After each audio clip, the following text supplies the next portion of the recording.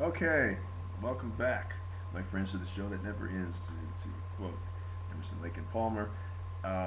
Been a while since I put anything up because I've been busy doing millions of different things. Yeah, this is some sort of like 3 days of no shading. That's how fast this stuff grows. A friend of mine wanted to see prove that I could start growing this.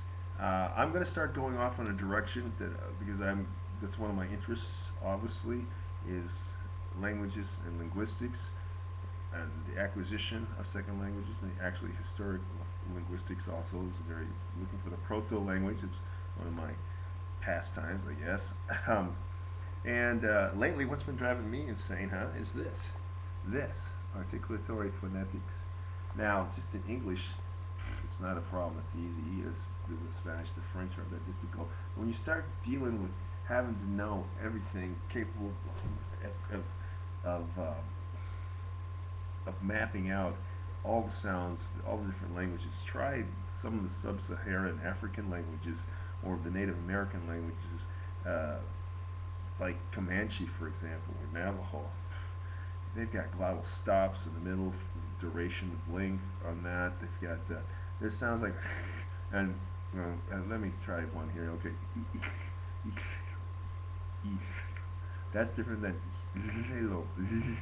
the voice. The voice is and the is non-voice. All that stuff is significant, salient in some languages, and those sounds are very new. And trying to make those, and then the transcription is like failure, man, failure on that stuff. It's rough. And what I see though, because I've been looking at a lot of the YouTube stuff on this, people talking about languages and talking about language learning, and people talking about being linguists, and then all polyglots. Linguists, is okay.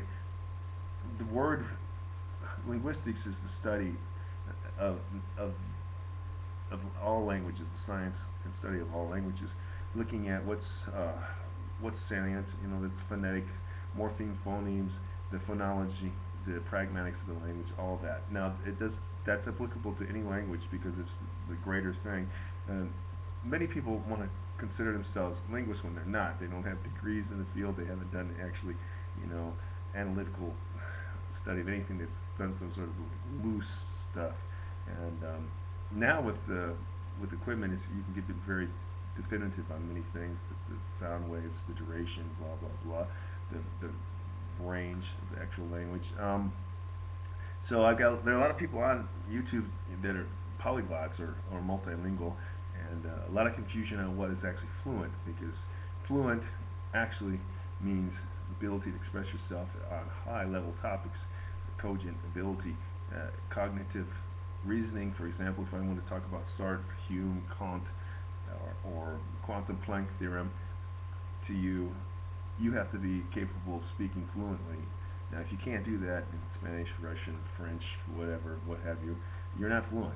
So, a lot of people who are monolinguals want to think that baby talk is fluent. It's not, because it takes a long time to become fluent in a language.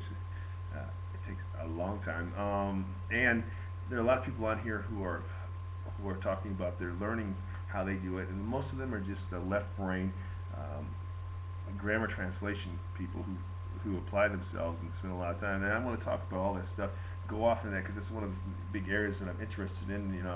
Proto language search for the original language, and second language acquisition is I'm very into that. And I got to say, at this point right now, though, I'm really just interested in WL's world languages, because the other ones I've studied like 49, but you can't use them. It's like saying, I ran a marathon. If you're not running consistently and frequently, you're not, you can't run. So you ran a marathon 10 years ago, doesn't mean you can run one now. It's the same thing. Languages are a performance skill, and you're going to lose them. They're perishable. So, like, there's some guys that spend 4 to 5 hours a day just trying to keep up their language skills. I don't know where they get the time, one, or who's paying them so that they can have that much time. But I want to be with the languages only now that are huge, that are big, that you can use, that are not geo-locked. I'm tired of geo-locked languages.